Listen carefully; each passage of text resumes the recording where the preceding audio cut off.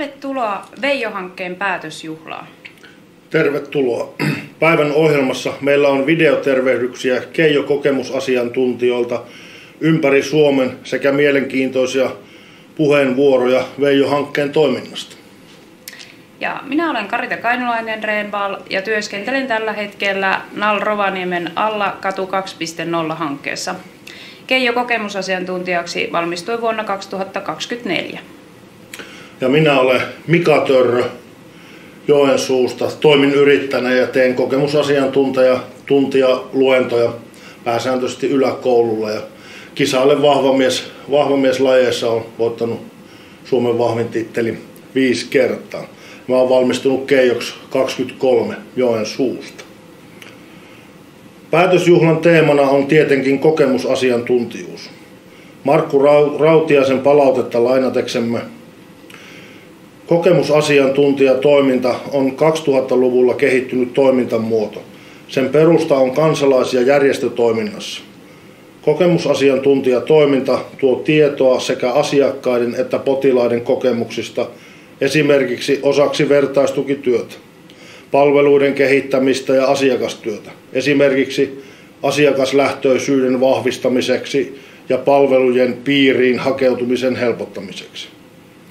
Rikos, sairaus, päihteiden käyttö ja haasteellinen elämäntilanne syrjäyttää tutuista sosiaalisista verkostoista, kuten arjenhallinnasta, työelämä- ja opintopoluilta tai vaikeuttaa niihin osallistumista.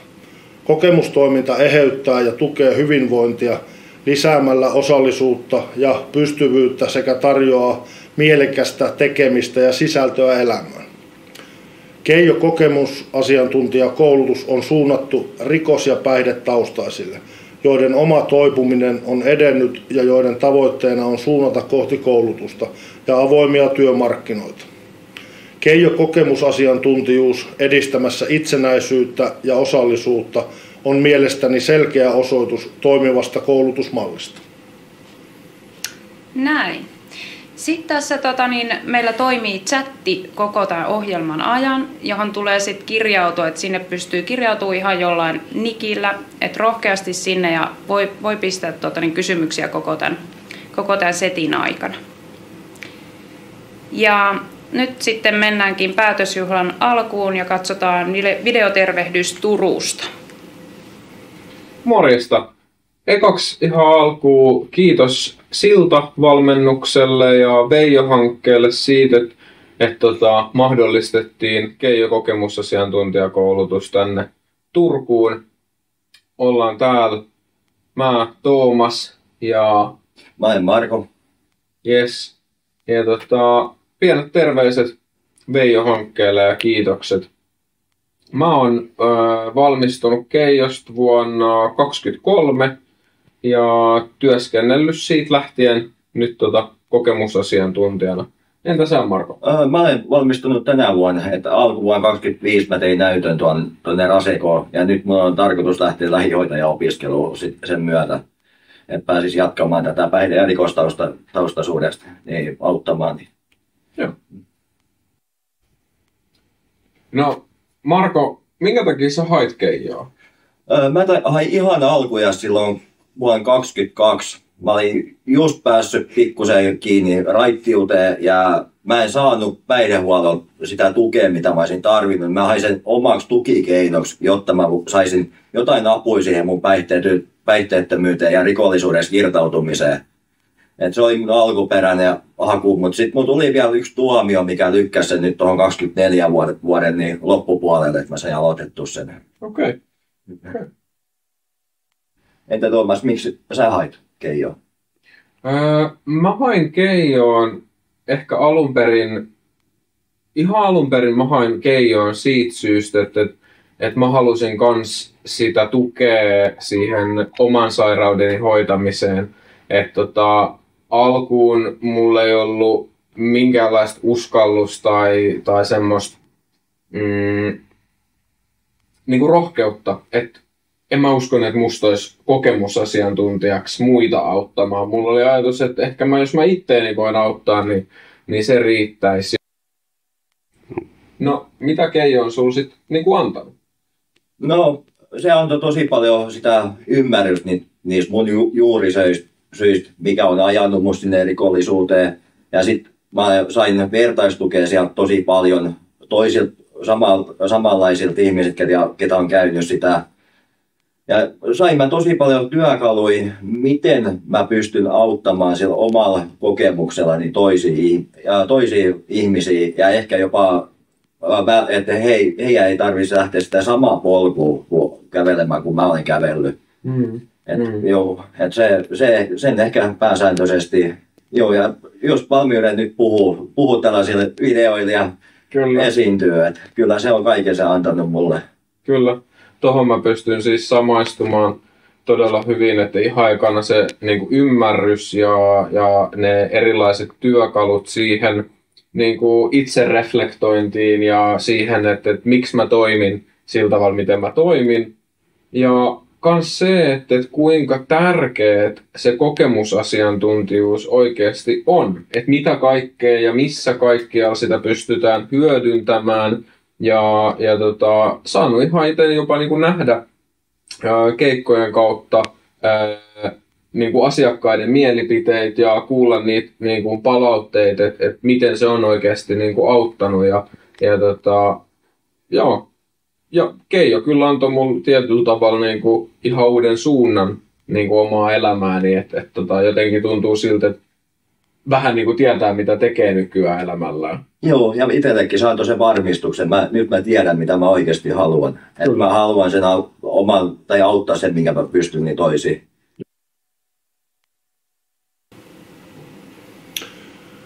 Kiitoksia Turku. Keijo-koulutus juontaa juurensa ESR-hankkeesta vuosilta 2018-2020. Koulutuksen ideaisä Jarkka Eronen ja Laurian Janika Lindström ovat startanneet koulutuksen suunnittelun, josta muotoutui Keijo-hanke. Toteutukseen lähti mukaan siltavalmennus ja valovalmennus. Koulutuksen nimi lähti ideasta, että Tampereella siltavalmennuksessa on pitkään työskennellyt kokemustaustainen työntekijä Keijo. Keijo-nimitys oli alkuun hankkeen työnimi, mutta sittemmin kuitenkin vakiintunut koulutuksen nimeksi, jopa brändiksi. Seuraavaksi pääsemmekin haastattelemaan tämän alkuperäisen Keijon, eli Keijo Häkkisen Veijo-hankkeen hanketyöntekijän. Tervetuloa Keijo. No, kiitoksia. Kerro, miten Veijo-hanke lähti käyntiin? No Veijo-hanke lähti käyntiin sillain, että mut valittiin hanketyöntekijäksi ja olin kuntoutuksessa siinä ohjaajana. Ja tai kysyttiin, että haluanko lähteä tähän mukaan ja lähdin. Ja mulla on taustalla sitten sellainen pitkäaikainen niin sanotun VAT-verkoston, missä on ollut mukana.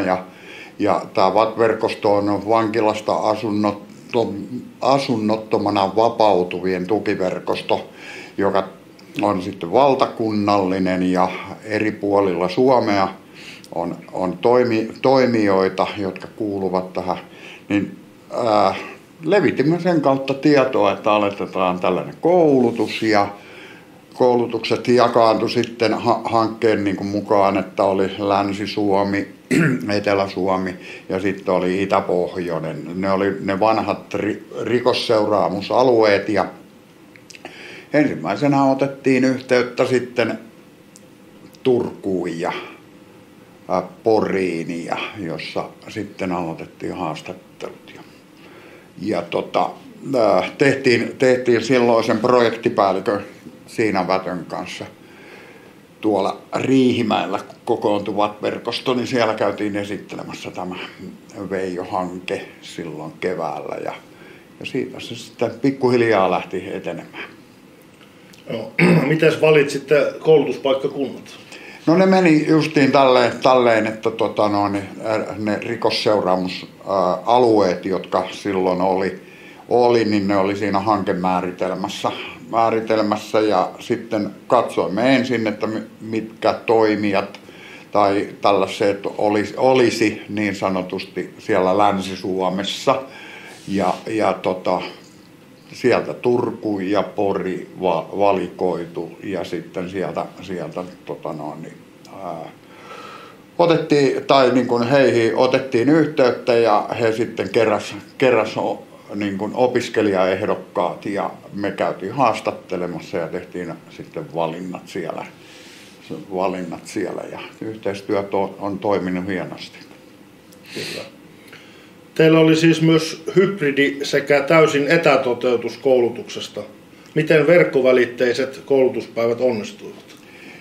No, hienosti ne onnistu kyllä ja niin kyllähän sit se oli sellaisia pieniä haasteita siinä että niin miten niitä, kun ihmisillä ei ole ihan ATK-taidot, varsinkaan vankilataustaisilla ihmisillä ei ole ihan kaikki niin kuin hallinnossa ja ihan lähdettiin WhatsAppin kautta ensin tekemään ja sitten tuli Teamsia ja kaiken näköistä tällaista ja sitten tutustutettiin ihmiset vielä Moodlen koulutusalustalle ja tälleen.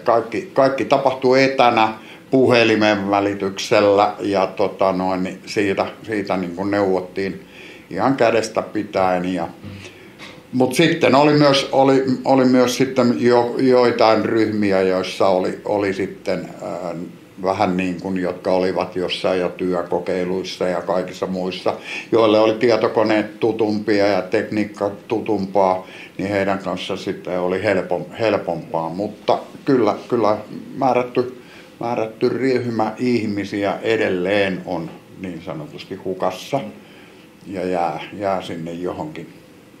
Mutta tämän koulutuksen myötä heidänkin taidot paranivat. Se on totta. Omatkin taidot paranivat siinä. Ilmenikö muita haasteita koulutuksiin liittyen? No kyllä joo. Eli ihmiset koulutuksessa ei välttämättä, tämä koulutus oli ensimmäinen, johonka he olivat oikeasti sitoutuneet niin sanotusti kouluttautumaan. Ja silloin kun he ovat käyneet koulua, heidän määrätyt asiat on jäänyt siellä koulussa, koska se koulu ei ole kiinnostanut ja näin poispäin. Niin esimerkiksi kirjoittaminen ja kaikki tällaiset, niin oli sellaisia asioita, jotka niin kuin tuotti vaikeuksia.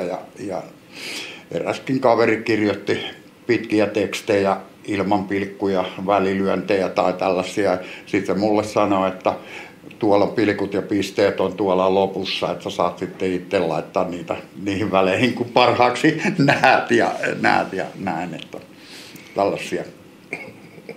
Joo, pitäisiköhän tuo ottaa käyttöön. Minkälaista oli Veijo-hankkeessa työskentely?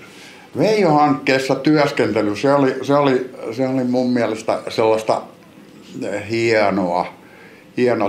Tosin se oli koulutuspäivinä, se oli sillain, että se valmistelu, mitä siihen oli, niin se oli semmoista vähän yksin puurtamista ja näin poispäin.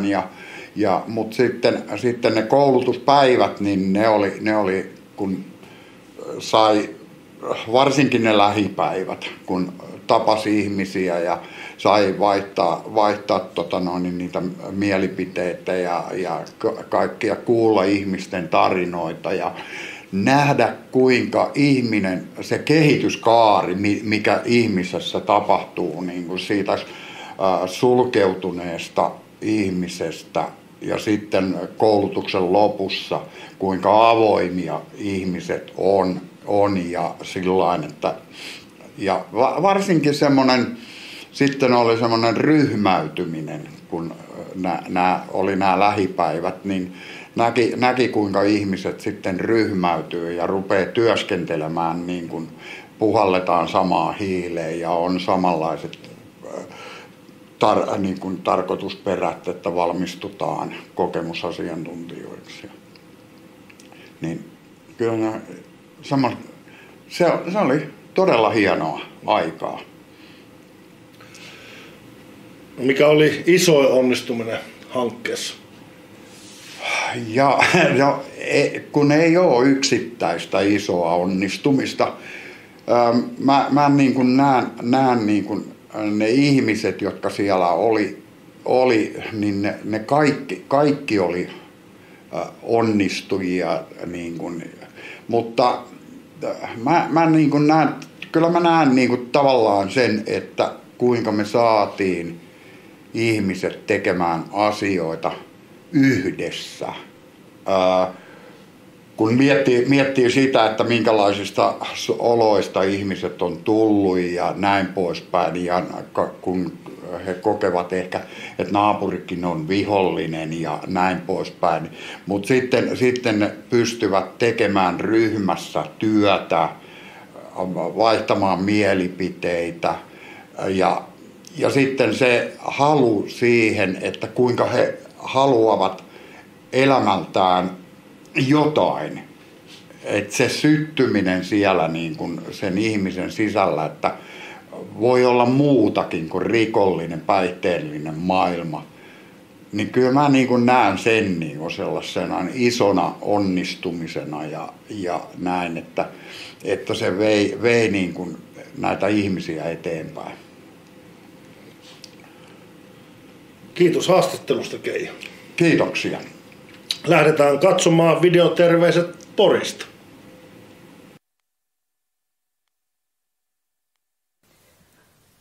Siis se koulutus antoi mulle itse asiassa uusia ystäviä, uuden ammatin, myöskin uusia töitä. Et mähän sain siitä heti Satakunnan Sininauhalta töitä välittömästi, monenlaisia, erilaisia. Mä kävin myöskin silloin koulutuksen aikana, mä kävin seurakunnalla tekemässä yhden työn. Ja siis tää on rikastuttanut mun elämääni todella paljon. Kuulostaa tosi hienolta. Kiitos.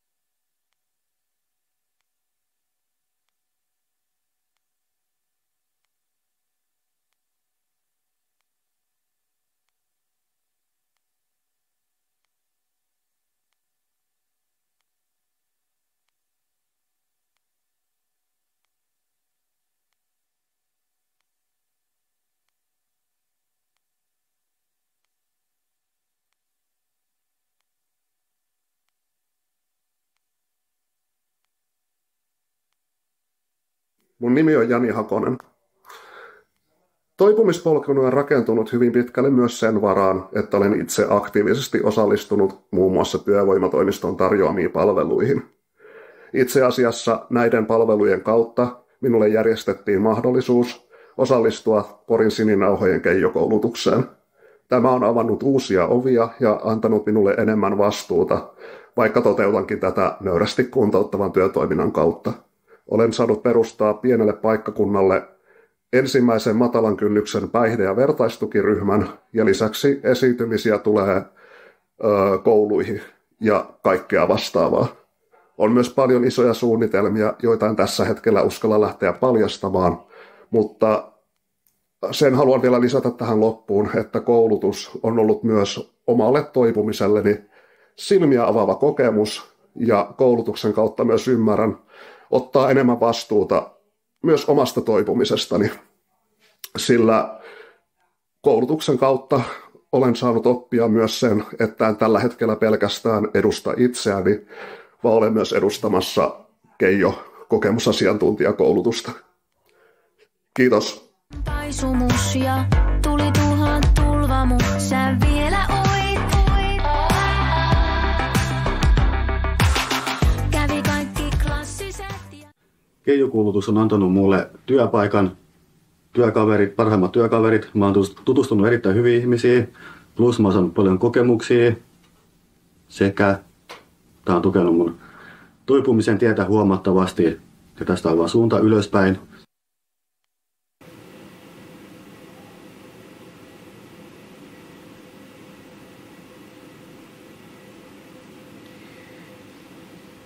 No niin. Eli Veijo-hankkeen projektipäällikkönä toimi hankkeen alkukauden Siina Vättö ja noin hankkeen puolivälissä tehtävää jatkoi Janita Kuusisto. Seuraavaksi haastatellaankin Janitaa. Hei Janita. No hei. Eli Veijo-hankkeen myötä Keijo-koulutus on nyt laajentunut usealle paikkakunnalle. Miten tätä kokonaisuutta sitten hallitaan? Tosi hyvä kysymys, koska tähänhän me törmättiin jossain siinä just hankkeen puolivälissä, että oltiin viety Keijo-koulutusta sitten Länsi-Suomeen, Poriin, Turkuun ja jatkettiin sen levittämistä Suomessa, niin sitten tuumattiin tosiaan, että Veijo-hanke käy aina jollain paikkakunnalla, kouluttaa siellä yhden koulutuksen ja siellä jatketaan sen jälkeen niitä koulutuksia. Ja sitten Veijo-hanke on siellä taustalla niin kuin taustatukena, mutta sitten piti alkaa miettiä myös sitä, että tämä on 3-vuotinen hanke ja jossain kohti se päättyy. Ja me ei haluttu sitä tilannetta, että yksikään niin kuin kouluttajista jää tavallaan yksin sit sen koulutuksen kanssa. Niin me rakennettiin siihen sit yhdessä kaikkien kouluttajien kanssa tämmöinen verkosto. Ja siihen nyt kuuluu sitten kaikki Suomessa Keijo-koulutuksia pitävät kouluttajat. Ja tämä verkosto sai nimekseen Keijosto. Ja haettiin myös rahoitusta sitten tälle verkostolle, Keijostolle. Mutta niin kuin tiedetään, niin ajat on vähän tiukat ja ei saatu sitten rahoitusta tälle, mutta meillä on niin huippuporukka kasaantunut ja kerääntynyt siihen, että me päätettiin, että me jatketaan tätä verkostoa sitten myös Veijo-hankkeen päättymisen jälkeen. Ja tavataan 2 kertaa vuodessa, kokoonnutaan, välitetään tietoa, jaetaan kokemuksia, pidetään yhtenäisenä sitä Keijo-koulutusta ja myös tarkoitus olisi sitten tehdä vaikuttamistyötä tämän Keijoston kautta päihde- ja rikostaustaisten kokemusasiantuntijoiden niin kuin työllistymisen ja muun eteen. Kuulostaa hyvältä. Te olette nyt kouluttaneet 94 Keijoa. Onko kokemusasiantuntijoita tuettu jotenkin sen valmistumisen jälkeen? Tärkeä, tosi tärkeä, ja tämä on ollut myös sitä meidän niin kuin Veijo-hankkeen ydintyötä. Se, että me ei vaan käydä jossain kouluttamassa kokemusasiantuntijoita ja sen jälkeen niin kuin pärjäilkää, vaan se, että heillä on mahdollisuus aina ollut ottaa sit meihin myöhemminkin yhteyttä ja mietitty jo siinä koulutuksen loppuvaiheella sitä, että mihin se tie jatkuu, mikä on se oma ajankohtainen vaihe siinä elämässä, että lähdetäänkö hakemaan opiskelupaikkaa tai lähdetäänkö johonkin työkokeiluun tai mikä on se tilanne. Ja osa on kiinnostunut myös sitten, että pystyy suorittamaan se 20 osaamispisteen kokemusasiantuntijana ja vertaisohjaajana toimiminen osatutkinnon sieltä kasvatus- ja ohjausalalta, niin siihen on sitten tuettu eteenpäin ja niitä jatkopolkuja autettu. Joo. Ja sitten toinen tärkeä tuki on siinä se, että moni kokemusasiantuntija tekee vähän niin kuin yksin tätä työtä, yksittäisiä puhujakeikkoja jossain. Ja silloin ei olla työsuhteessa mihinkään, että ollaan vaikka eläkkeellä tai työttömänä työnhakijana, niin ei ole sit oikeutettu niihin samoihin asioihin, mihin työsuhteessa oleva on. Et ei ole työnohjausta, työterveyttä, mitään muuta tämmöistä omaa niin kuin yhteisöä, mihin kuuluu. Niin siihen me sitten taas haluttiin vastata tämmöisillä etäyhteydellä kylläkin, mutta kun on valtakunnallisesti koulutettu näitä keijoja, niin sitten ei oikein ole muuta ratkaisua kuin se etäyhteys. Niin Teamsissa kokoonnuttu kerran kuukaudessa rakentui tämmöiset keijokahvit.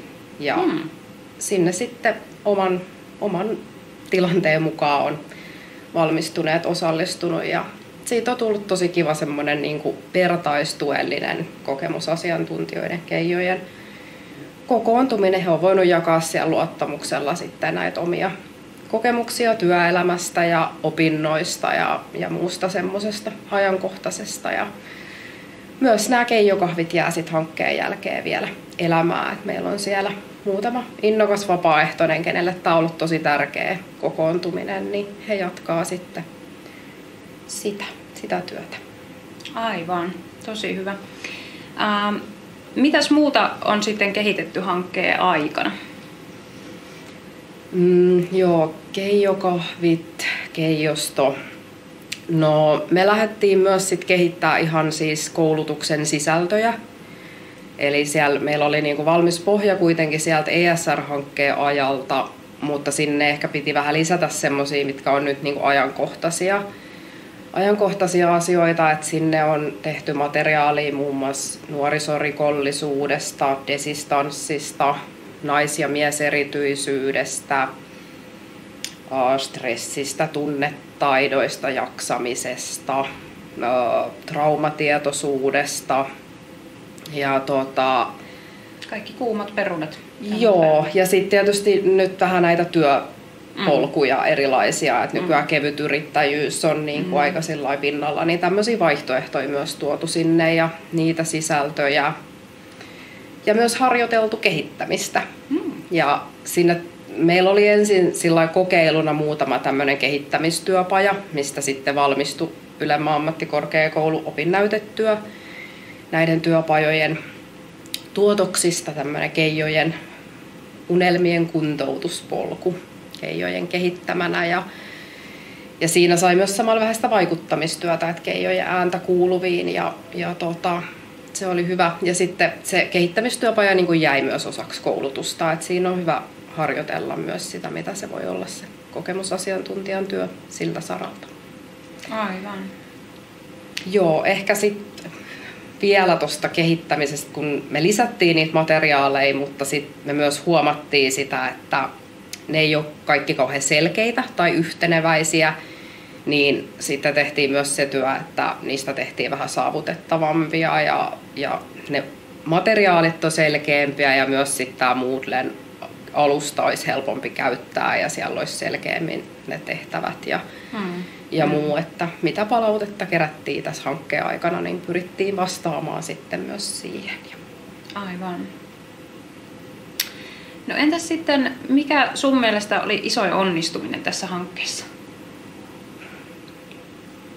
Ensimmäisenähän tähän tulee mieleen tietysti meidän opiskelijat, jotka on ihan huipputyyppejä. Et jos miettii, että tämmöisen hankkeen aikana on tullut vastaan 94 päihde- ja rikostaustasta, kenen toipuminen on edennyt ja he on päässyt eteenpäin omilla poluilla ja löytänyt niitä voimavaroja tämmöisen koulutuksen kautta, niin sehän on jo itsessään ihan huippujuttu. Mutta hankkeen kannalta ehkä nostan tässä yhteistyön. Se yhteistyö, mitä me ollaan pystytty tekemään, koska ei tämmöinen hanke ei pääse pitkälle, jos vaan yksinään tekee. Meidän on pitänyt löytää valtakunnallisesti kaikki ne eri paikkakunnilta yhteistyötahot ja ollaan saatu Porista Satakunnan Sininauha ja Turusta Varsinais-Suomen Sininauha, Lahdesta Homebase ry, Pohjoisesta sitten Al-Rovaniemi ja Joensuusta Soroppi ry. Et on löytynyt semmoiset paikat, jotka tekee sydämellä sitä työtä ja haluaa lähteä myös sitä keijokoulutusta siellä omalla paikkakunnalla viemään eteenpäin. Ja kaikki siis, mihin meidän opiskelijat on päässyt harjoitteluihin, nämä yhteistyöt ja oppilaitokset, jotka on halunnut pitää infoja siitä, että mitä jatkokoulutusmahdollisuuksia on. Ja siis meillä on niin kuin tosi valtava verkosto tullut tähän hankkeen ympärille ja se on niin hienoa seurata. Ja siis mun mielestä tämä koko hanke on yksi iso onnistuminen, koska niin moni juttu jää vielä elämään tämän hankkeen jälkeen. Niin ja Veijo on otettu hyvin vastaan, sanoit aiemmin niin kuin eri, että on ollut niin kuin helppo lähestyäkin kuitenkin, että kyllä ihan selvästi on niin kuin tarve ja halu. Joo. Siinä käytiinkin sitten näitä hankkeen onnistumisia ja seuraavaksi aletaan katsomaan videotervehdyksiä lisää. Kiitos sulle, Janita. Kiitos. Terveisiä iloisesta Itä-Suomesta. Me on Taru ja me koulutan täällä Joensuussa keijokokemusasiantuntijoita. Me halutaan koko keijoporukalla toivottaa teille ihanaa ja lämpöistä Veijo-hankkeen päätösjuhlaa. Olette tehneet tärkeää työtä. Kiitos siitä. Me lähdettiin koostamaan meidän videotervehdysajatuksella, että halutaan näyttää teille pieniä paloja Joensuusta, missä täällä kannattaa käydä ja mitä kannattaa nähdä. Ja totta kai huumorin varjolla tämä ryhmä lähtee liikenteeseen. Itse ironia ja musta huumori on ollut meidän kantava voima koko koulutuksen ajan. Toivottavasti te nautitte siellä meidän esityksestä ja ehkä saattaa joku hymykin pilkahtaa. Heippa!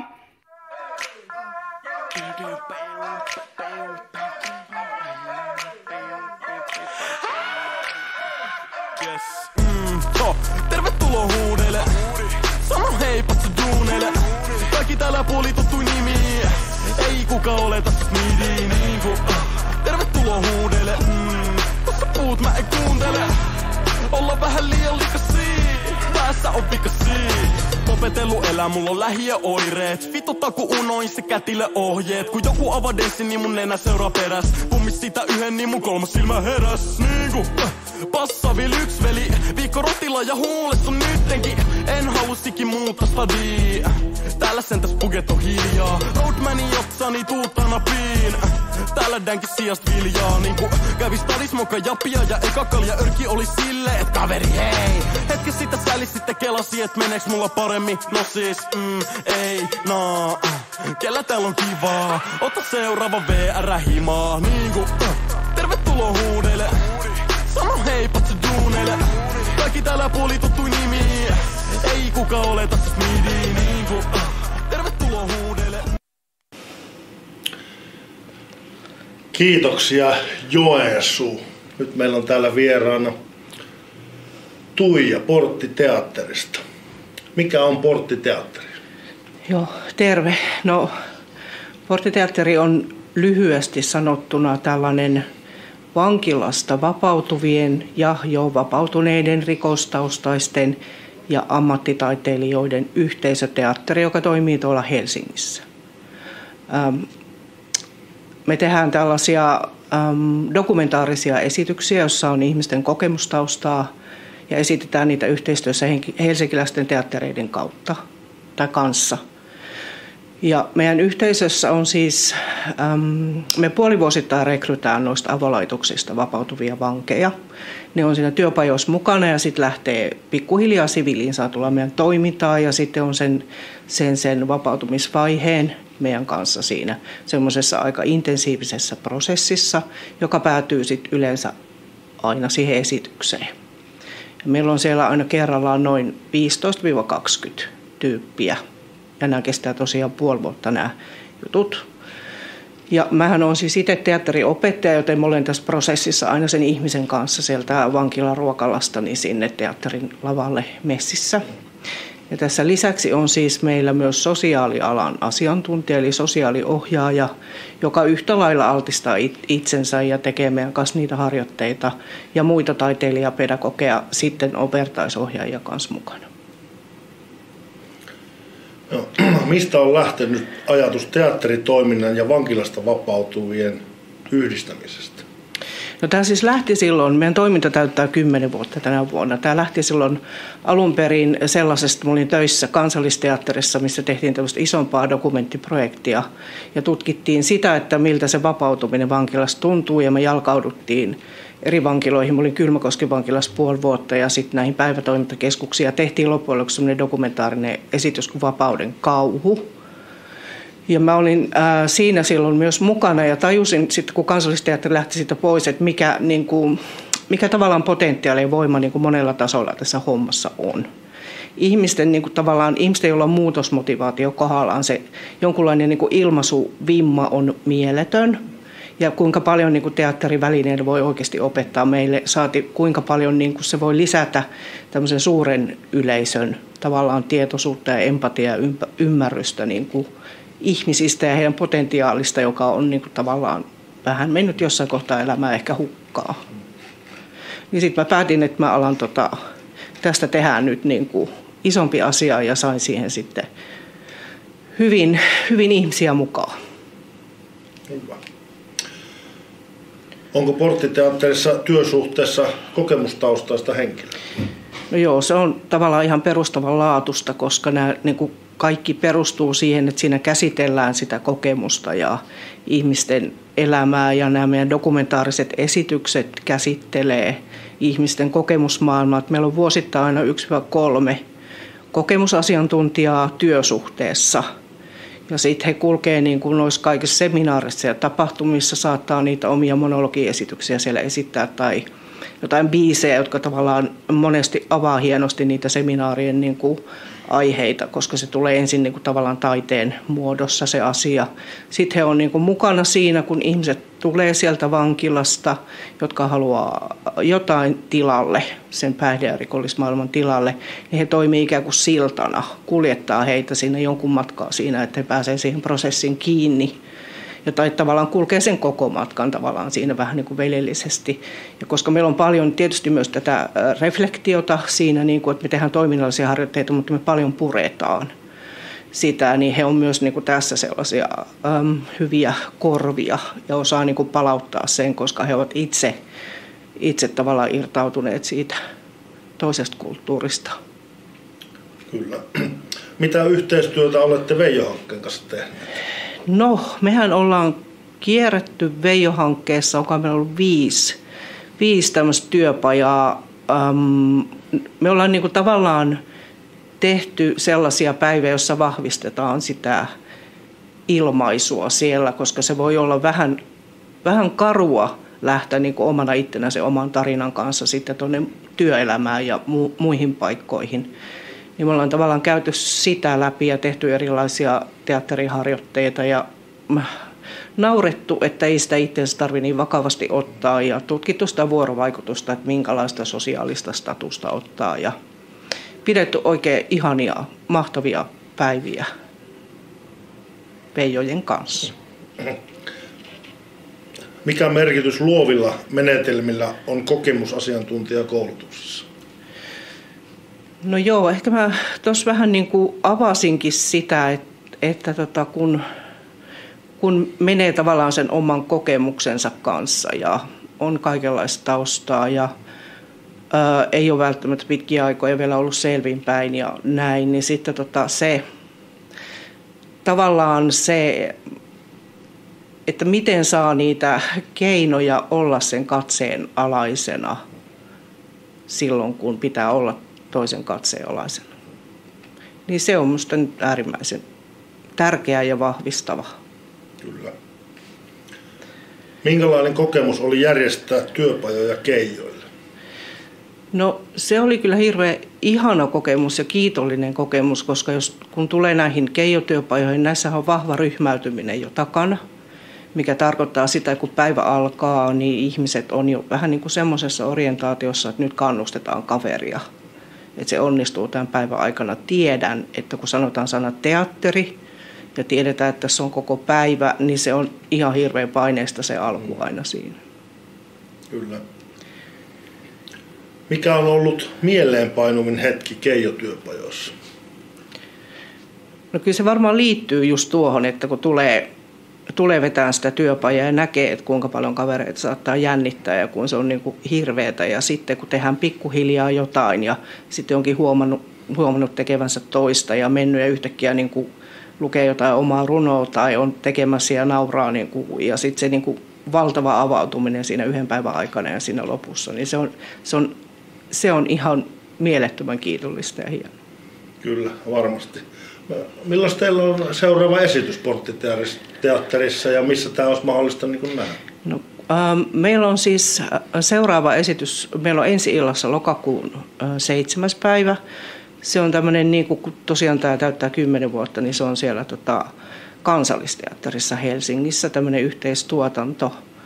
Ja me ollaan nyt siihen just sitä ruvettu valmistelemaan, meille tulee just uutta porukkaa sinne meidän yhteisöön. Ja tämä on nyt tällainen esitys, että tämä käsittelee empatiaa, tämä esitys.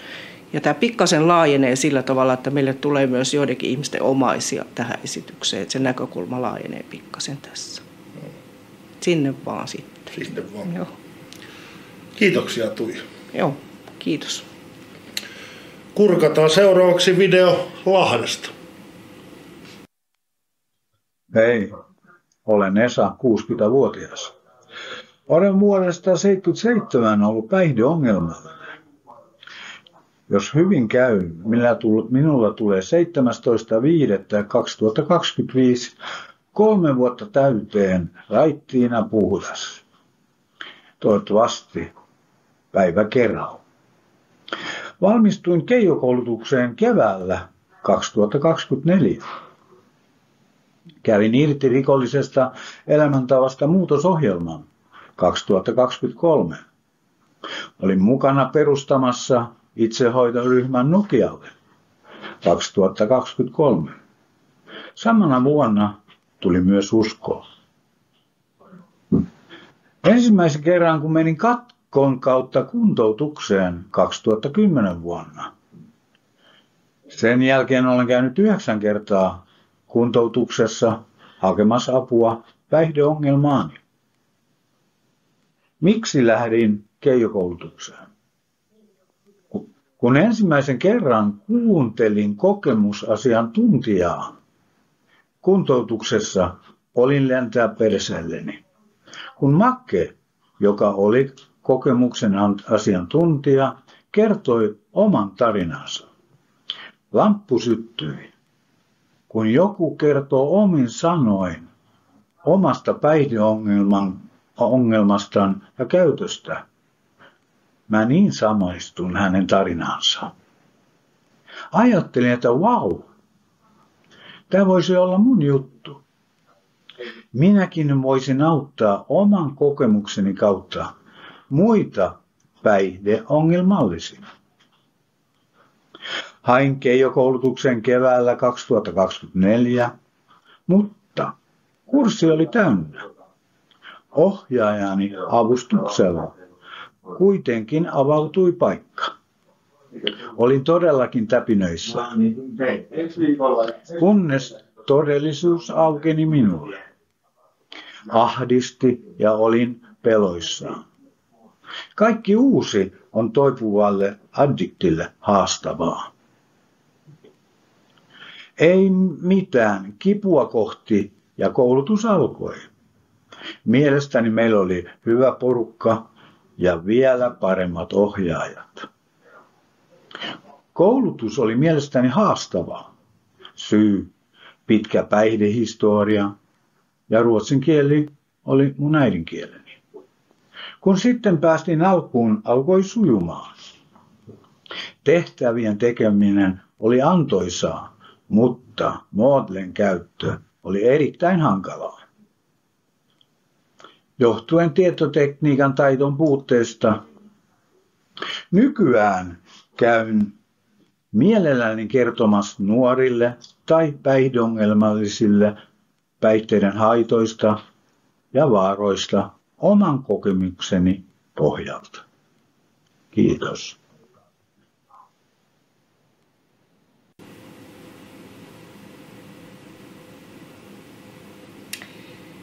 Olemme saaneet Veijo-hankkeen päätösjuhlan vieraaksi keskustelemaan kokemusasiantuntijoiden työnantajan näkökulmasta NAL Rovaniemen katu 2.0-hankkeen Kiti Kalliomäen, Satakunnan sininauhalta Iida Makkosen sekä Varsinais-Suomen sininauhalta Totti Räsäsen. Tervetuloa.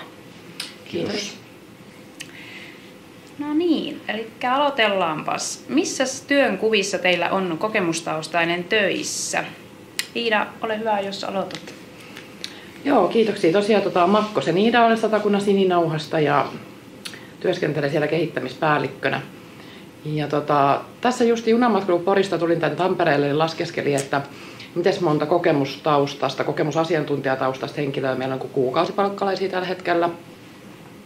Ja tarkoittaa sitten toimenkuvissa vain palvelutuotannosta sitten hanketyöhön, niin heitä on tällä hetkellä 24% meidän koko henkilötyövuosista. Eli tarkoittaa sitten 6 henkilöä 25. Ja sen lisäksi sitten on toimeksiantosopimuksilla noin 10 eri kokemusasiantuntijaa, että siellä sitten meidän neulavaihtopisteen Helppikahvilassa, muun muassa erilaisissa ryhmäohjaustehtävissä. Sitten meillä on kokemusasiantuntijan vastaanotto ja mitäs muuta. No ihan laidasta laitaa tosi monipuolisesti eri tehtävissä. Ja nämä meidän kuukausipalkkalaiset, niin he työskentelevät sitten ammattilaisen työparina ryhmänohjauksessa ja vastaanottotyössä, muun muassa esimerkiksi Tiltissä, eli sitten rahapeliongelmiin puuttuvassa työskentelyssä. Ja sitten meillä on nuorten digiverstaalla päivätoiminnoissa ja sitten ihan palvelutuotannossa ja asumispalveluiden puolella myöskin. Monenlaista osaamista siellä. Joo. Joo, eli Varsinais-Suomen Sinirauha ry:ssä meillä toimii 6 kokemustaustaista työntekijää kuukausipalkkaisena ja 1 toimii palkkiopohjaisena, eli tapaa asiakkaita viikoittain ja ohjaa ryhmiä viikoittain. Se tarkoittaa 40% meidän väkimäärästä. Eli on äärettömän tärkeä meille kokemuspohjaiset työntekijät. He toimii erilaisissa tiimeissä, esimerkiksi vastuullisesti vapauteen tiimissä, niin vapautuvien vankien kanssa tehdään töitä, ihan asiakastyötä, ryhmänohjausta, tiimin jäsenenä, verkostoissa ynnä muuta. Seuraava steppi, tai steppi 2, niin siinä tehdään korvaushoidon kanssa yhteistyötä, niin siellä on kokemustaustainen asiakkaiden tukena. Sitten on Akredi Turku, niin siellä on kokemustaustainen asiakastyössä tukemassa asiakasta ja kuntouttavassa työtoiminnassa, nuorten työpajatoiminnassa meillä on kokemustaustaisia työntekijöitä tukemassa asiakkaita. Ja sitten on Turun kaupungilla tämmöinen yökahvila nuorille, mikä toimii perjantai, lauantai-iltaisin 8–1 on auki, niin sieltä on meillä 1 kokemustaustainen Keijo töissä turvallisina aikuina kertomassa sitten, että omasta kokemuksestaan nuorille. Sitten 1 tärkeä toiminto, missä meillä on myös kokemustaustainen, niin on läheisten tukitoiminta. Eli läheiset hakee kumminkin ymmärrystä siitä, että mitä se addiktisairaus on ja mitä päihdeläheinen niin kun käy läpi ja muuta, niin kokemustaustainen pystyy sanottamaan hyvin paljon sitä, että miksi addikti käyttäytyy tällä tavalla ja muuta tuollaista. Niin nähdään äärettömän tärkeästi, että jokaisessa toiminnossa on kokemustaustainen työntekijä. Heti alkuun täytyy sanoa, että vau! Tosiaan me tulen tuolta Nalle Rovaniemi ry:n alaisuudessa toiminnasta Katu 2.0-hankkeesta. Katu-sana tulee siis kokemusasiantuntija arjen tukena ja on hienoa kuulla, miten ehkä niin tavallaan Satakunnassa ja Varsinais-Suomessa tehdään kokemusasiantuntijat. Siitä heti on pakko niin nostaa ja innolla kuuntelin teitä. Ja toki meidän pohjoisessa on sillä lailla eri, että vaikka meidän hanke siis työllistää 2 kokoaikaista kokemusasiantuntijaa ja 2 kokoaikaista sitten sote-alan ammattilaista, eli me tehdään työparityötä. Mutta meillä totta kai on siis Lapin alueella, oli se sitten Kemi-Tornio-alue, missä minä työskentelen, tai Rovaniemen alue, missä taas sitten mä toinen työpari työskentelee, niin se on niin pientä kuitenkin vielä se kokemustoimija-osaaminen tai kokemusosaamisen lisääminen siellä organisaatiossa tai yleensäkään vaikka läheisten ryhmissä tai missään. Että tavallaan selkeästi paljon on vielä sarkaa tehtävänä, mutta se, että tavallaan ehkä sillä meidän pienellä työllä, mitä me tehdään, niin se on tosiaankin, että me viedään sinne asiakkaille, että he saavat molemmat osaamiset, sen kokemusosaamisen ja sitten sen sote-alan ammattilaisen osaamisen. Ja koko ajan pyritään sitten työparimallissa niin jakamaan sitä meidän vastuuta ja semmoista niin osaamista toisillemme. Eli molemmat kehittyisivät, että se on myös sille asiakkaalle hyödyllistä se työparityöskentely, kun hän saa molemmat. Mutta sitten se on myöskin työntekijöille antoisaa, kun saadaan tehdä sitä niin jaettua asiantuntijuutta. Mutta pitkästi me vaan tehdään sitä pääsääntöisesti asiakastyötä ja tehdään työparina sitä ja sitten me tehdään semmoisen tavallaan alueen palveluiden kehittämistä. Niin sain jo heti vinkkejä teidän puheenvuoroista tässä, että miten voidaan meidänkin alueiden palveluita kehittää vielä enemmän sitten, että kokemusosaamista ja kokemustoimijuutta hyödynnettäisiin. Tarvitseeko teillä kokemusasiantuntija myös muun koulutuksen vai riittääkö kokemusasiantuntijakoulutus? Kitti, ole hyvä. Meille siis silloin, kun on lähtenyt hanke, niin tavallaan se ei ole velvoite, että täytyy olla kokemusasiantuntijakoulutus käytynä, mutta meidän hanke on mahdollistanut siis sen, että pystyy käymään sen siis ihan niin kuin tavallaan työn ohessa Ja siihen on saanut työaikaa käyttää sitten, että pystyy käymään Keijo kokemusasiantuntijakoulutuksen erityisesti. Toki muutkin kokemusasiantuntijakoulutukset ovat olleet hyödyllisiä ja on myös tarjottu niitä vaihtoehtoja, mutta sitten se, että tavallaan ei ole velvoite, mutta totta kai kannustetaan aina siihen, että pystyy kehittämään sitä omaa kokemusosaamistakin ja jakamaan sitä sitten esimerkiksi asiakkaille tai palvelukehityksessä tai muussa. No meillä on oikeastaan se vedenjakaja, niin on siinä sitten tämä rahoituskuvio, eli silloin kun työskennellään palvelutuotannon puolella, tarkoittaa sitten, että julkinen sektori hyvinvointialue ostaa meiltä niitä asumispalveluita, niin siellä on tietysti sitten jo sopimuksissa määritelty tietynlaiset koulutukset, ja tarkoittaa, että on paitsi sitten se kokemusasiantuntijuus, niin siihen päälle sitten sote-alakoulutus. Ja siellä nyt sitten tällä hetkellä on lähihoitajia sekä sitten myöskin sosionomiksi opiskelevia kokemusasiantuntijataustan omaavia, mutta sitten meillä on noihin muihin avustuksiin niin usein sisäkirjoitettu ihan se kokemusasiantuntijuus sellaisenaan, että niissä riittää sitten kokemusasiantuntijakoulutus. Ja toki sitten on niinku vertaiset erikseen, jotka myöskin on sitten palkkioperusteisesti. Joo, Turussa on hyvin paljon samalla tavalla mitä Porissa. Eli kokemusasiantuntijakoulutus on edellytyksenä. Mutta sanotaan näin, että päihderikostaustaiset kokemusasiantuntijat, niin aika usein he tekee noin vuoden, 1,5–2 vuotta sitä duunia kokemusasiantuntijana ja sen jälkeen he jatkaa sitten opiskeluita eteenpäin, mielenterveyspäihdetyön ammattitutkinto, erikoisammattitutkinto tai jotain muuta. Mutta ei me vaadita oikeastaan mitään muita siihen. Että totta kai toipuminen ja se kokemus pitää mätsätä siihen, että mitä firma hakee. Joo. Mikäs arvo kokemusasiantuntijuudella on teidän toiminnoissa, jos Totti jatkat? Joo. Ihan äärettömän suuri arvo. Että voin sanoa, että mä oon saanut noin 7 vuotta tehdä koulutetun kokemusasiantuntijan kanssa töitä ja paljon muitakin kokemusasiantuntijoita matkan varrella. Mutta se, että kuinka paljon henkilökohtaisesti se on opettanut minua ammattilaista ymmärtämään sen, että mitä päihde- ja rikosmaailma on, mitä asioita siellä on, siis kaikki, niin en mä olisi ammattilaisena missään nimessä sellainen, mitä mä olen tällä hetkellä. Niin sillä on ihan siis mielettömän suuri merkitys siihen tietotaitoon, mitä saadaan koulutetulta kokemusasiantuntijoilta. Ja sitten mä näkisin myös se, että meidän toiminnoissa, niin kun koulutettu kokemusasiantuntijan kohtaaminen ammattilaiselta niin on hieman erilainen. Aika paljonkin itse asiassa. Että siellä mennään tunnetasolla, siellä mennään kaikilla tasoilla niin paljon syvemmälle siinä hommassa. Niin se on asiakkaille ihan suunnattoman tärkeä ja se antaa toivoa, ihan kaikkea semmoista, niin kun pystytään puhumaan häpeilemättä niistä rikoksista tai jostain muista asioista todella hyvin.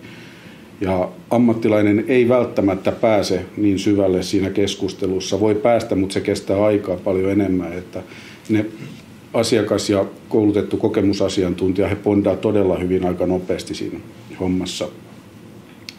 Ja sitten jos ajatellaan niin kun ihan organisaation tasolla, niin me ollaan omassa organisaatiossa rakennettu homma siten, että koulutettu kokemusasiantuntija muokkaa meidän toimintaa niiltä määrin, että kysytään aina, että kyseenalaistakaa meidän toimintaa, jos he tulee uutena että kysykää hirveästi ja kyseenalaistakaa ja katsokaa, että toimitaanko me oikein ja sitten no, miksi te teette tällä tavalla ja miksi te teette tolla tavalla ja sitten siitä sumplitaan ja mitä me voidaan tehdä paremmin, koska he tietää kumminkin, että miten he on ajatellut, että heitä niin kuin autettaisiin parhaiten. Niin jokaisessa toiminnassa on otettu nämä huomioon, että koulutettu kokemusasiantuntija saa pyörittää sitä asiaa eteenpäin, jos nähdään hyvänä, että tällä mennään eteenpäin. Että siis ihan mielettömän tärkeitä toimijoita meillä. siellä kehittämässäkin kokemustaustassa, että hyvin sitä työtä koko ajan? Siis juuri näin, että työtä kehitetään ja sitä kehitetään päivittäin eri toiminnoissa ja kaikki perustuu siihen avoimeen ja arvostavaan ilmapiiriin ja siihen tasavertaisuuteen, että kokemuspohjaiset on ihan täysin samanlaisia työntekijöitä kuin minä, vaikka minä olen toiminnanjohtaja titteliltäni, mutta olen myös heidän kollega.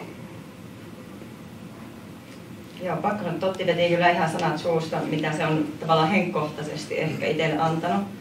Ja tuo on ehkä semmoinen, mitä mä oon paljon puhunutkin silloin, kun olen omassa työssäni tehnyt siis sitä ehkä semmoista, että jokaisen ammattilaisen täytyisi saada tehdä töitä kokemusasiantuntijan kanssa tai kokemustoimijan kanssa, koska se lisää aivan järkyttävästi sen, niin siihen ammattimaisuuteen, siis paljon enemmän antaa kerroksia.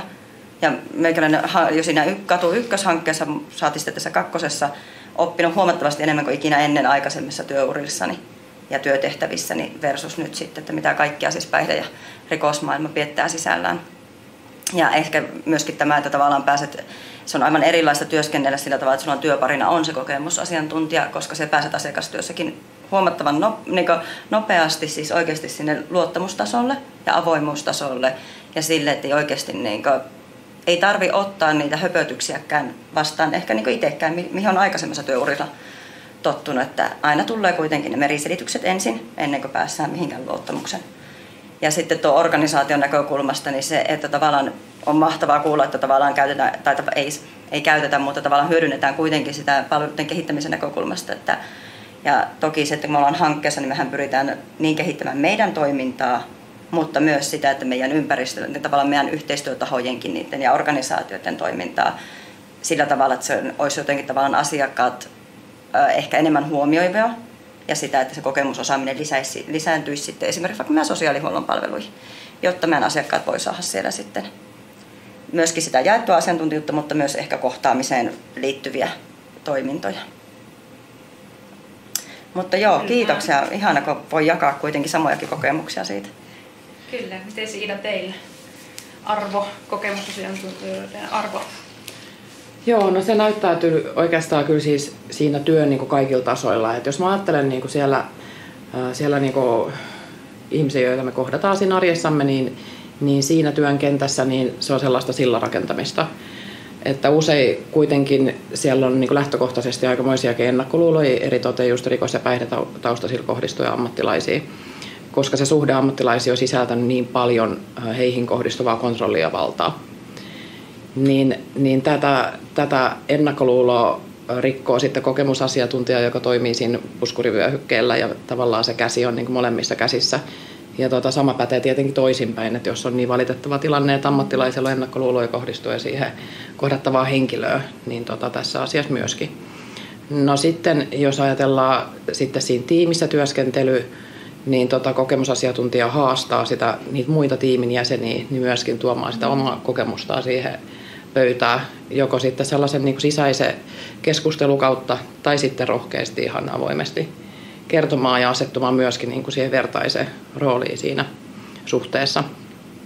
Ja tämä tulee mun mielestä eritoten yhteisöissä näkyville, että kun tietenkään ei ole joka asian ja ongelman kokemusasiantuntijaa, vaan aina kun sitä kehystä siirretään siellä yhteisön sisälle, niin sitten tavallaan se vertaisen rooli niin kuin vaihtuu.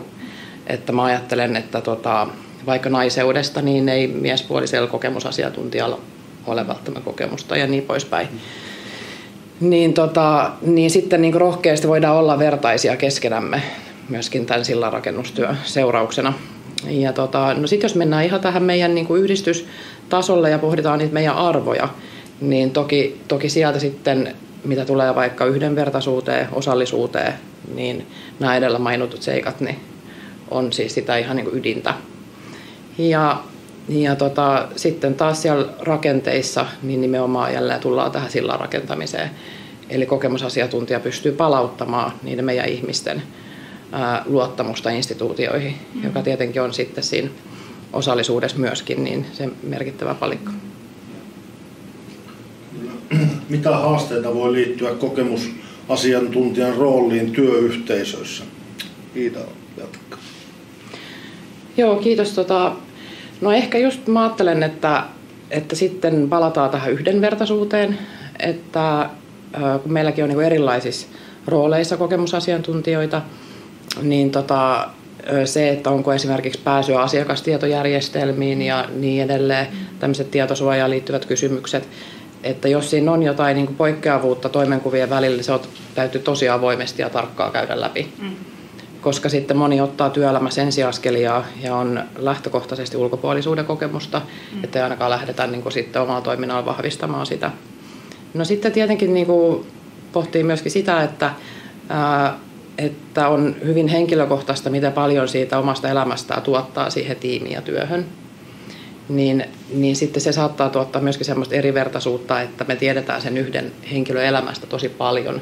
Ja sitten jos ne työkaverit ei ole valmiita samaan, niin siinä saattaa tulla semmoinen vääristynyt kuvitelma, että mä olen ainut ihminen tässä, joka on saanut niin kuin elämässä kolauksia, jolla on vaikeuksia, joka on epäonnistunut, kun näinhän se tietenkään ei ole.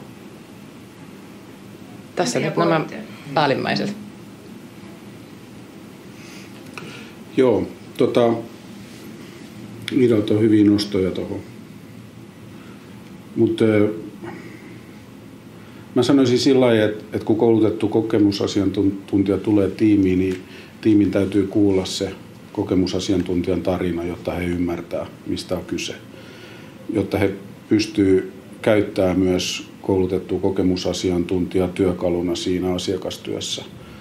Et se on mun mielestä äärettömän tärkeää. Mut myös se, että niin kuin Ida sanoi, niin monella ei välttämättä ole sote-alalta kokemusta, niin se, että ne roolitukset täytyy mennä sillä tavalla, että kaikki ymmärtää siinä tiimissä niistä hyvin. Eli just nämä asiakastietojärjestelmät, niin niissä voi olla jotain semmoista, niin, että mikä on se koulutetun kokemusasiantuntijan vastuualue siellä. Ja se jumppa saa kestää vaikka vuodena, että käydään niitä asioita avoimesti läpi, että kuka tekee, mitä tekee. Sitten jos ajatellaan, niin päihderikostausta sillä, kun he pääsee toipumisen polulle ja irtaantumaan siitä maailmasta ja lähtee työelämään, niin aika isona riskinä on se keuliminen. Että lähdetään henkselit paukkuja ja pystytään auttaa kaikkia ja 247 pystytään olemaan puhelimen päässä ja herätään yöllä. Nyt tuli viesti siltä Jarilta, että mäpä pistän Jarille, että tsemppii ja nähdäänkö jossain. Semmoinen, että se työnantajana mun mielestä pitää vähän rajoittaa sitä ja pitää huolta siitä, että kasvatetaan siitä koulutetusta kokemusasiantuntijasta kestävä työntekijä. Eli monet tykkää lähteä suorittamaan siinä vaiheessa sitä työtä, niin myös se avoin purku näistä asioista on äärettömän tärkeää. Että esimerkiksi alussa kaikki, että jos kokemusasiantuntijalla on asiakastyössä vaikka yksi asiakas, niin se, että hän saa purkaa sen tapahtuman, oli se sitten hyvä tai huono tapaaminen, niin se purku on äärettömän tärkeää hänelle ja se peilipinta saada sieltä ammattilaiselta, että miten menee. Mun mielestä noi voi olla semmoisia kompastuskiviä. Järjestömaailmassa meillä on hieman erilaisia sitten kuin jossain hyvinvointialueilla tai kunnalla, niin me pystytään ymmärrykseni mukaan niin antamaan sitä aikaa siihen kokemusasiantuntijan kasvamiseen siinä työympäristössä. Se on mun mielestä se kompastuskivi, missä monessa voidaan mennä vikaan, että ei ymmärretä oikeasti, että missä vaiheessa tämä koulutettu kokemusasiantuntija on. Mitäköhän täällä ei voi lisätä mitään. Ehkä varmaan myös korostan sitä, kuinka tärkeää se on, että on selkeä työnkuva. Organisaatiossa on selkeät tavallaan kuitenkin ohjeistukset, jotta siihen tavallaan työelämään lähteminen on mahdollisimman helppoa. Ja ei tavallaan sen kokemusasiantuntijan ei tarvitse niin itse kuitenkaan niin hirveänä pähkäillä, että miten tämä tehdään, jos on ehkä liian laveat kuitenkin vaikka organisaatiossa ohjeistukset, niin sehän mahdollistaa tosiaankin sen, että tehdään töitä yötä päivää, koska me kuitenkin tiedetään se, että kyllä se tavallaan oman kokemuksen omaava työelämässä haluaa antaa kaikkensa ainakin siinä niin kuin työuransa alussa sille meidän asiakkaalle, niin siinähän tulee loppuun palaminen hirveän nopeasti. Niin se, että pitää olla selkeät kuitenkin organisaatiossa semmoinen vastuunkantokin siitä, että meillä on selkeät rajat, me asetetaan selkeät rajat näiden työntekijöiden, olivat he millä taustalla tahansa siinä työssä. Koska sillähän me pystytään joka ikisen työntekijän niin tavallaan työssä jaksamistakin säilyttämään ja sitä, että heillä on innostus ja jotenkin energisyys kuitenkin kehittää sitä omaa työtä, kehittyä itse työssään, oli se tavallaan kokemustaustainen tai ei, mutta siis se, että rajat ja se, että selkeä työnkuva ja se, että me kuitenkin niin huolehditaan ja huomioidaan se aina yksilöllisesti se prosessi, missä vaiheessa meidän kokemusasiantuntija on menossa omassa toipumisessaan. Ja niin kuin mitä Tottikin nostit, kyllä se taas toisaalta se, että jo aikaisemmassa jo sen, että tavallaan pitää myöskin muun työyhteisön täytyy tietää kuitenkin se tavallaan sen kokemustoimijan, kokemusasiantuntijan siis oma polku ja se tarina, jotta voidaan tukea, jotta voidaan antaa. Mutta se, että niin kuin minä aina olen sanonut kaikille, että me voi pyytää toista kertomaan ja avaamaan itseään minulle täysin, jos minäkään en ole valmis antamaan itsestäni hänelle mitään. Koska silloinhan se on oikeasti sitä, että me ollaan tasavertaisia ja molemmat tavallaan tiedetään toisistamme yhtä paljon. Niin silloin se on myöskin kunnioittavaa, mikä taas mun mielestä on semmoinen, että jos se puuttuu ehkä sitä työyhteisöstä kunnioitus kuitenkin, niin kuin molemmin puolen kunnioitus tai työyhteisön tai tiimin kohdalla kunnioituksen puute, niin kyllähän se jo rampauttaa sitten sitä, että kaikkien jaksaminen ja on kortilla ja miten sitten päästään yli niiden asioiden, jos tuleekin näitä vaikka kuormittavia työtilanteita. Reflektointi on myös varmaan yksi. Kyllä, ja sehän on meidän työssä se ykkösasia, että jokainen niin työtilanne, oli se asiakkaisiin tai johonkin kehittämistoimintaan tai mihin tahansa liittyvän, niin meidän työssä reflektoidaan jokainen keissi aina. Joo, saanko vielä kommentoida tuohon? Tuli Kitin jutuista mieleen, että myöskin se luottamus, sehän on lähtökohtaisesti aivan upea asia, mutta sitten siinä tulee myöskin se kääntöpuoli, että kun se luottamus pystyy kokemusasiantuntija syntymään huomattavasti nopeammin usein kuin sitä ammattilaisen taakkaa kantavaa henkilöä, niin sitten tarkoittaa myöskin, että se reppu on aika raskas, että sieltä tulee nopeasti ja paljon niin kuin sitä kannateltavaa.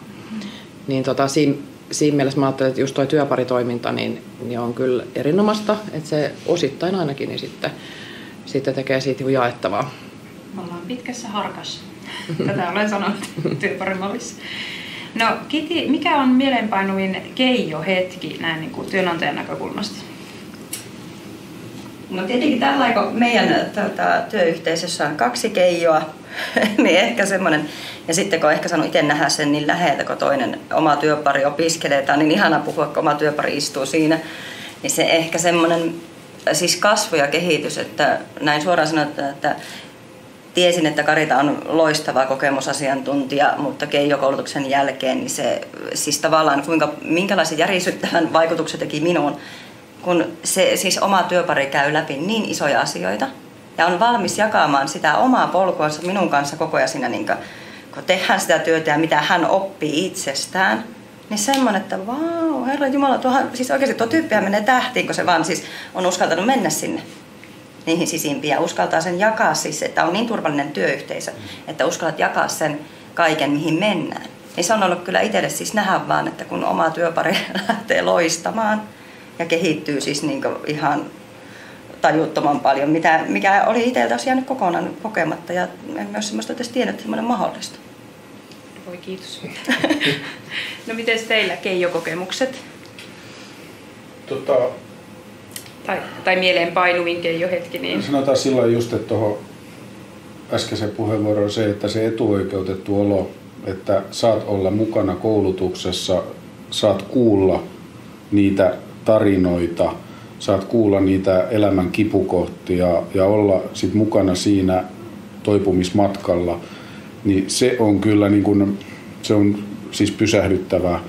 Mutta myös se, niin kun, että mä en pysty sanomaan niin kun mitään yhtä henkilöä keijosta, vaan se on se kokonaisuus, että miten opiskelijat kasvaa sen koulutuksen varrella. Ja sitten kun on nähnyt, kun heitä on tullut meille kumminkin, meillä taisi olla 3 keijotaustasta palkkalistoilla, joo, jos oikein lasken. Niin se on ihan siis jäätävää, kun ottaisi videon siitä, kun ensimmäisenä päivänä tullaan koulutukseen, versus sit mitä ollaan siellä, niin se on ihan kaikki kehon kieli ja kaikki tommoset, kun on muuttunut ja se toivo, mitä siitä on tullut sen opiskelun varrella, niin se on ihan uusia ihmisiä. Ja se oivallusten määrä, mitä sieltä tulee, ne kertomukset, mitä siinä matkan varrella tulee, niin se on ihan semmoinen niin kuin vau-kokemus, että hetkinen, että se on siis mielettömän upeata. Eli kokonaisuus varmaan niin kuin se siinä ja näiden henkilöiden kasvu. Ja Iida, teidän Keijo-hetki, mikä on mieleenpainuvin? No joo, että tietysti nyt ne valmistujaiset on ollut aina semmoinen niin kuin suuri juhla. Ja nyt sitten viime kerralla niin meillä aloitti 9 Keijoa ja 9 valmistui. Niin se oli tietysti niin kuin aivan mahtavaa. Toki se jokainen valmistunut aina ollut, mutta se oli myöskin upea niin kuin sit se heidän porukan kannalta, että jokainen pääsi niin kuin maaliin asti. Niin se on mieleenpainuvaa. Ja sitten myöskin ne kaikki keskustelut viimeisin tuoreena muistis eiliseltä, että oltiin yhden Keijosta valmistuneen kanssa niin pitämässä neulavaihtopisteenstä helppikahvilaa ja sitten hän kuvasi sitä niin kuin sanoiksi sitä omaa kokemustaan siitä, että miten ensimmäistä kertaa hänestä niin kuin tuntuu, että hän niin kuin oikeasti pärjää jossain, hän saa kiitosta jostain. Ja se kaikki, niin kuin mitä häpeää, niin kääntyykin voimavaraksi ja sitten siitä koulutuksesta seurannut tunne, että pystyy ihan oikeasti olemaan hyödyksi sitten muille ihmisille ja tosi niin kuin suurissa jutuissa auttamaan, että se elämä niin kuin saisikin sykäyksen lähteä toiseen suuntaan, niin kyllähän kun sitä kuuntelin, niin mä ajattelin, että mun täytyy ensi syksyn mennä itse meidän Keijo-koulutukseen. Sitä suositellaan myös ammattilaisille. Saanko lisätä kanssa? Joo. Varmaan just tässä niin hoksasin, kun meillähän lähtee vasta ensimmäinen Keijo lähtee vasta ensi maanantaina, niin meillä ei sillä tavalla koulutuksen kautta ole, mutta juuri siis tuo tavallaan, siis mitä Iidakin sanoi, että tavallaan se semmoinen vaan, että varmaan mitä itsekin odottaa sitten siltä, että oikeasti ne, jotka ovat aloittaneet, niin myöskin pääsevät maaliin asti. Ja sitten mitä tottikin, että se kokonaisuus, se on varmaan sitten niin itse Keijo-koulutuksen osalta, mutta se, että on se yksilönkin tavallaan polkua, on hieno seurata vierestä. Kyllä. Ja mitäs Mika, mitä sinä tykkäät, että mitä Keijo on antanut sulle? Tähän vielä. No kyllähän se on niin kuin antanut paljon sitä. Just sitä niin kuin se porukkahenki siinä, se, että kaikilla on se sama päämäärä siinä. Ja sitten oppii paljon uusia asioita. Itsekin aika huono tuo ATK:n kanssa, kun tuossa Keimistä sanoi, että ei mullakaan ensimmäinen läppäri on 40-vuotiaana. Että siinä on aikamoista opettelemista ja just sitä, kun käy vaan sitä omaa niin tarinaa läpi, niin se on niin tärkeää. Itse tietysti oli ollut jo puhtaana jonkun aikaa, kun menin siihen Keijo-koulutukseen. Oli niin ollut toipumisessa kiinni. Sama kokemus, mutta silti tykkään, että sen jälkeen jotenkin se oli se työyhteisöön kuuluminen vahvistui. Ehkä kyllä, se oli se yhteisöllisyys niin kuin kaikessa tässä toipumisessa, että sehän se on niin kuin kaikista niin kuin parasta näissä ja saa tutustua uusiin ihmisiin. Kyllä. Saa niistä kavereita ja ystäviä. Sehän siinä on niin kuin parasta. Ja sitten näkee varsinkin just se, kun puhuttiin tuosta niin niiden matkasta, miten niin kuin mennään niin kuin eteenpäin sitten, niin sehän siinä on hienoa. Ja sitten kun huomaa, että mennään itsekin eteenpäin, kyllä. Niin sehän se on siistiä. Hyvä, kiitoksia kaikille osallistujille ja sitten jatketaankin videoterveisiin. Kiitos. Kiitos. Sitten seuraavaksi esitellään Veijo-hankkeen tavoitteet ja tulokset.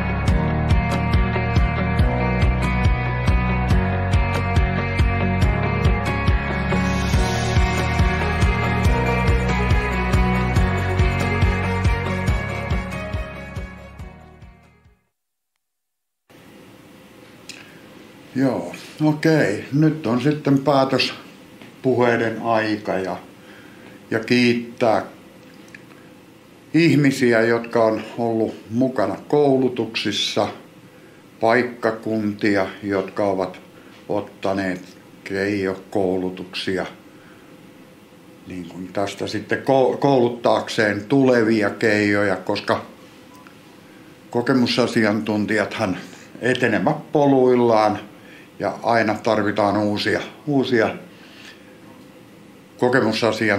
koulutettuja kokemusasiantuntijoita. Eli se on vähän niin kuin semmoinen haihtuva luonnonvara niin sanotusti. Joo, mä haluan kiittää myös sitten siltavalmennusta mahdollisuudesta työskennellä tässä Veijo-hankkeessa ja kaikkia yhteistyökumppaneita ympäri Suomen ja rikosseuraamuslaitosta ja mitä kaikkia näitä nyt on, eri oppilaitoksia, niitä on niin paljon että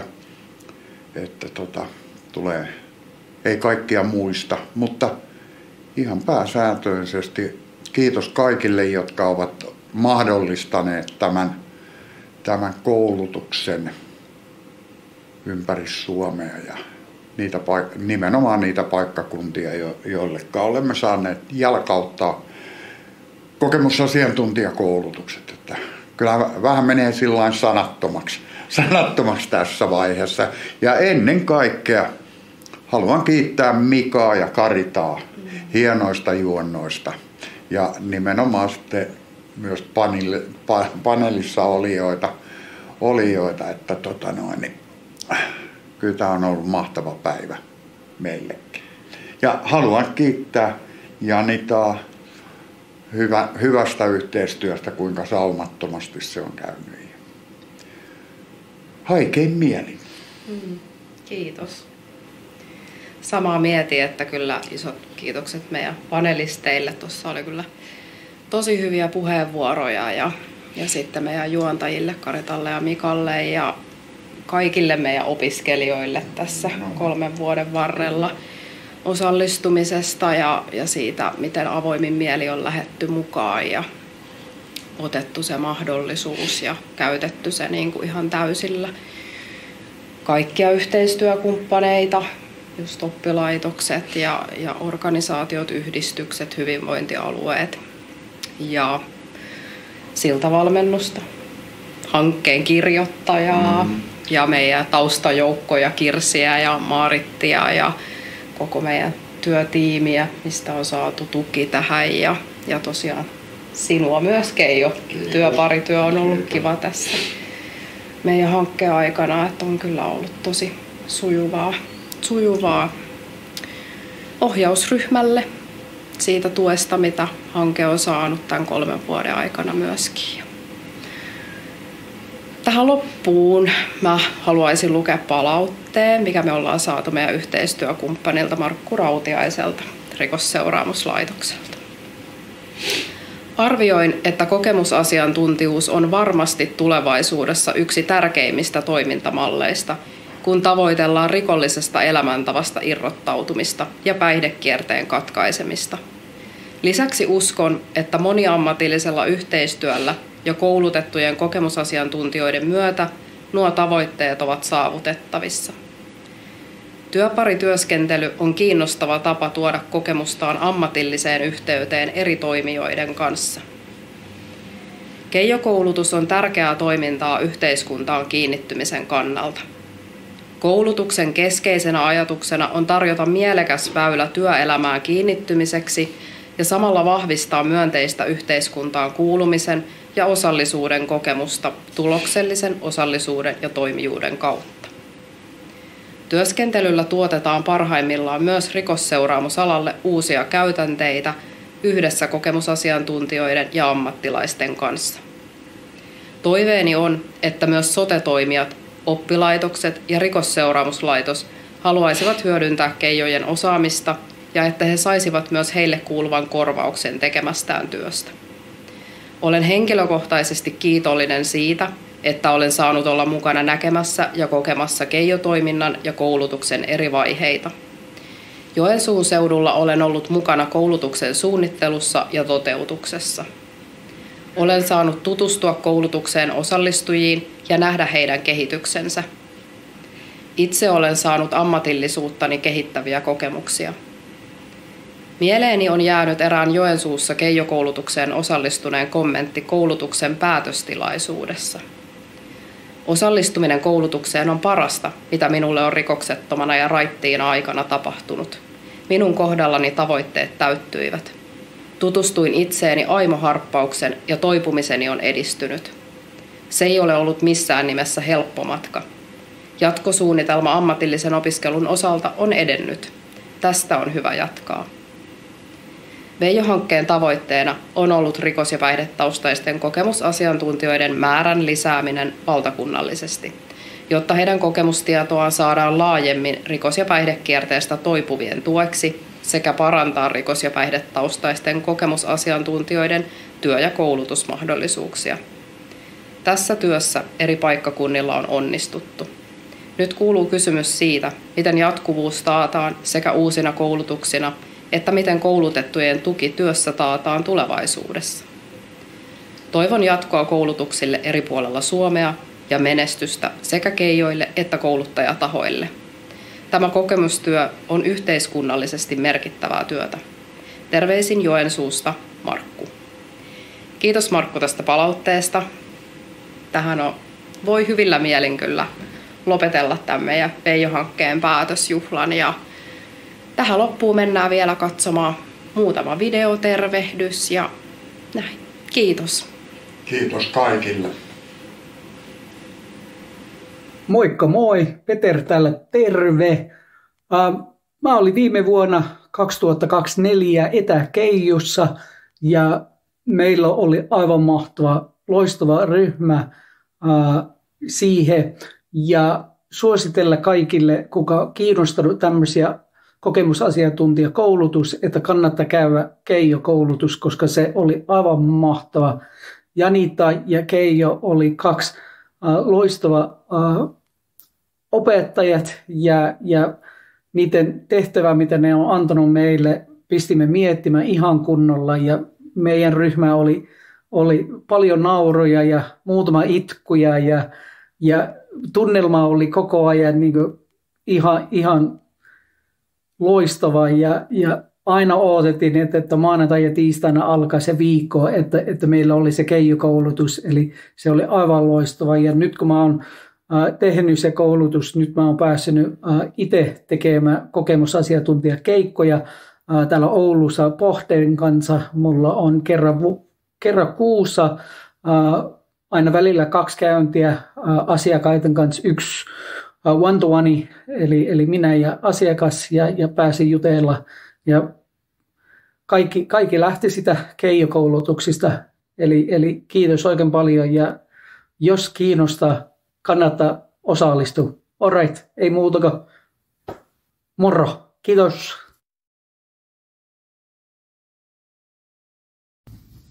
Terveiset täältä Homebaselta Lahdesta. Me olemme yksi paikkakunta, johon Veijo-hanke istutti Keijo-koulutuksen keväällä 2024. Ja 24 syksyllä me pidettiin ensimmäinen oma koulutus täällä. Ja mitä se on Homebaselle tarkoittanut, tämä kokemusasiantuntijuuden ja kouluttamisen saapuminen niin kuin meidän konseptiin, niin meillä ei todellakaan etukäteen ollut käsitystä, että mitä kaikkia mahdollisuuksia ja ovia tämä niin kuin meille avaa.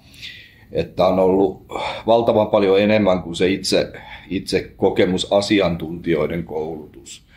Niin hankkeen näkökulmasta niin meidän yksi STEAn tavoitteista on stigman vähentäminen ja yhteistyön lisääminen, niin tämä kokemusasiantuntijuus ja kouluttaminen on niin kuin avannut valtavan paljon meille ovia erilaisiin yhteistyökuvioihin. Me ollaan saatu tehtyä itseämme näkyväksi ihan uudella tavalla näiden keijojen kautta ja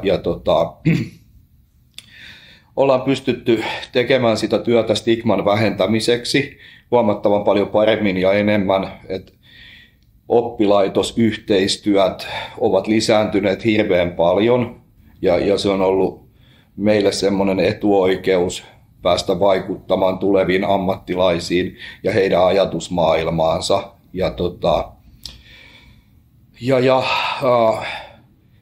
Erilaisiin tapahtumiin me pystytään nykyään ottamaan osaa ihan uudella tavalla tämän kokemusasiantuntijuuden kautta ja luomaan ihan uusia malleja viedä sitä kokemusta eteenpäin. Tai uusia, mutta nyt ollaan keskitytty paljon niin kuin taiteen keinoin toteuttamaan sitä kokemusasiantuntijuutta. Että se tarina voi ollakin, se muoto voi olla moninaisempi. No sitten tavallaan, mitä niin kuin meidän asiakkaiden ja yksilön kannalta tämä Keijo-koulutuksen tänne Homebaselle tulo on tarkoittanut, niin se on antanut semmoisen matalan kynnyksen koulutuspolun meidän kävijöille. Et se on semmoinen hyvä ja helppo tapa käsitellä omaa toipumista ja sitä päihteiden käyttöä ja menneisyyttä ja tavallaan vahvistaa sitä toipumisorientaatiota. Ja samalla myöskin niin kuin ehkä ottaa selvää siitä, että mitkä ne opiskeluvalmiudet on. Että aletaanko olla niin kuin siinä pisteessä, että kyetään sitoutumaan opiskeluun ja hoitamaan ne kotitehtävät, onko ATK-valmiudet sillä tasolla, sosiaaliset valmiudet, kyetään toimimaan ryhmässä. Ja niin se on semmoinen helppo keino kokeilla sille ihmiselle, että miltä se opiskelu tuntuu, miten mä siinä pärjään. Ja tämä Keijo-koulutus antaa semmoisen turvallisen ympäristön. Sun ei tarvitse hypätä vielä niiden tavallisten ihmisten sekaan, vaan saat olla omies joukossa ja semmoisessa turvallisessa ilmapiirissä ja opetella siellä niitä taitoja. Ja aika monet meillä Keijo-koulutuksen käyneistä niin hakeutuvat sitten sote-puolen tai nuoriso-ohjaajaksi tai johonkin niin kuin jatkokoulutukseen.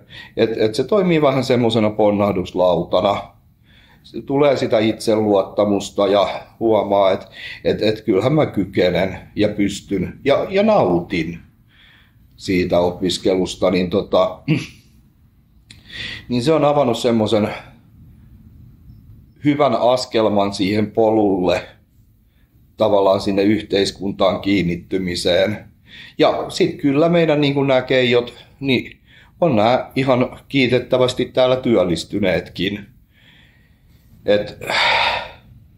On ollut niin kuin pidempiaikaisia työsuhteita erilaisiin yksiköihin, missä on keijot käynyt vetämässä ryhmiä. Sitten on ollut yksittäistä keikkaa. On ollut koko 5. tai 8. luokan päihdevalistusta. Niitä hommia on tavallaan ollut laidasta laitaa, jopa niin kuin palveluiden ja kaikkien niin kuin kehittämistä. Ja jokaiselle löytyy jotakin yleensä. Me ollaan saatu luotua tänne hyvää verkostoa, että me ollaan pystytty työllistämään keijoja ja tuomaan niitä näkyväksi. Ja ollaan tehty joitakin keikkoja yhdessä sille isommalla joukolla sillä tarkoituksella, että tuodaan itseämme näkyväksi. Et aina ei ole ihan tuijotettu niihin palkkioihinkaan, mutta sitten jos on ollut mielenkiintoinen projekti ja mielenkiintoinen yleisö, niin ajatus on ollut siinä, että me saadaan se meidän ammattitaito näkyväksi ja tavallaan markkinointityönä. Ja sitten nämä valmistuneet keijot, ne jää tähän kuitenkin jollain tavalla sidoksiin ja se semmoinen yhteydenpitokin niin kuin säilyy ja kuulumisia kysellään ja vaihdetaan ja koitetaan tukea siinä matkalla sitten, että mihin se kenenkin matka sitten vie, että onpa se sitten jatko-opinnot tai työllistyminen tai mihin vaan, niin sitten koitetaan niin kuin rinnalla kulkea tältä homebaseilta tavallaan niiden keijojen elämässä. Ja huikeita tarinoita ja huikeita tyyppejä ja huikeita niin kuin kasvutarinoita on saanut nähdä näin lyhyessä ajassa. En olisi osannut kuvitella, mitä kaikkea tämä tuo esimerkiksi niin kuin mun työkenttääni tässä niin kuin homebaseillä. Mutta olen äärettömän iloinen ja kiitollinen, että saadaan olla mukana tässä jutussa ja tehdä tätä. Tämä on tuonut hirveästi sisältöä ja uusia yhteistyökuvioita ja semmoista intoa, uutta intoa ja mahdollisuuksia tähän työhön. Kiitoksia Veijo-hankkeelle kaikesta, taustatuesta, koulutuksen istuttamisesta ja ennen kaikkea kaikesta siitä, että olette olemassa. On ollut joku paikka, mihin aina tukeutuu tässä alkumatkalla, kun peukalo menee suuhun, niin kiitoksia.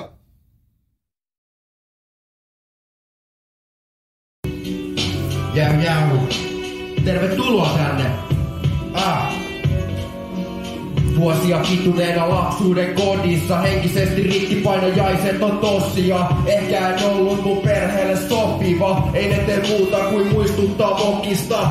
Samaan kastiin menee kouluopettajat, jotka olettavat, että olen paha. Ylivilkas, kirkas, heijastuma himasta. Miten nää ihmiset pitää mua vikana? Uusinta toistolla kuulen, ettei musta oo johonkin, mitä meiltä odotetaan ennakkoon. Te kaikki istutitte siemenen viattoman pienen ihmisen mieleen. Tässä keskellä mä yritän kaikeni vastata kokemuksiin hukkumatta paineisiin, eikä ketä avuhuutoihin paineisiin jaksa vastata. Siksi vaikenin suljetut silmät ei avaudu, jos mitään uutta ei tapahdu. Ja samat kuvat menneestä ovat edessä tässä hetkessä. Ne muurattiin umpeen, eikä niitä voi enää avata. Samat kuvat menneestä ovat edessä tässä hetkessä. Vihdoinkin rauhaa, kunnes siirtää mua paikkaan, jossa voin sentään samaistua kohtalon puolesta muihin ongelmanuoriin, joo. Sitä kauttahan parannuttaa, se pitää tajuta jo 10 vanhana, että on vastuussa itsestään matkalla, eikä auttajat välitä paskaakaan. Me kaikki ollaan yksin tässä paikassa, jokainen vaihtaa jo kohta seuraavaan. Elämän kokemukset tallentuu herransa, tässä kohtaa tilanne on kriittinen, jokainen kohtaaminen jättää fiiliksen. Jos mua ei hyväksytä ilman että esitän tai kuunnella yhtään, kun tosissani selitän mitä tunnen, miksi on näin paha olla. Ne nostaa annostusta suljetulla osastolla. Suljetut silmät ei avaudu, jos mitään uutta ei tapahdu. Ja samat kuvat menneestä ovat edessä tässä hetkessä. Ne muurattiin umpeen, eikä niitä voi enää avata. Samat kuvat menneestä ovat edessä tässä hetkessä.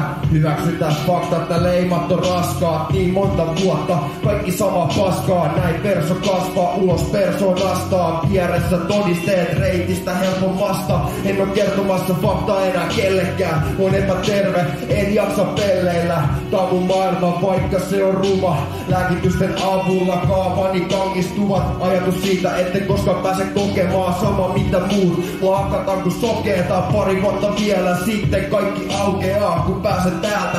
Nautin vapaudesta, tietämättä vielä todellista taakkaa, jonka sain osakseni kantaa.